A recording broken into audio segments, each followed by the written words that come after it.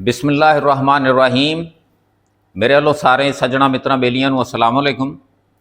मैं Mahmood Akhtar SSO incharge 132 KV grade station Chishtian. ਇਹ जिन्नियां लाइनां मेरे पिछे नज़र आ रही ने ये सारियां चिश्तियां दे इलाके नूं सप्लाई दिंदियां ने।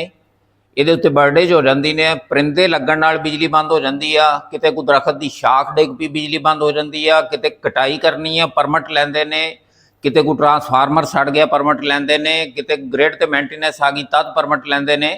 इन्हां सारियां सूरतां दे विच तुसीं बिला झिझक काल करके पुछ सकते जे। साडे ते फर्ज आ कि असीं तुहानूं जिहड़ा हैगा सही इतला दईए, सही दसीए, ताकि तुहानूं पता होवे कि इस लाइन की सप्लाई इन्ना टाइम बंद रहनी है, इस लाइन की सप्लाई इन्ना टाइम बंद रहनी है।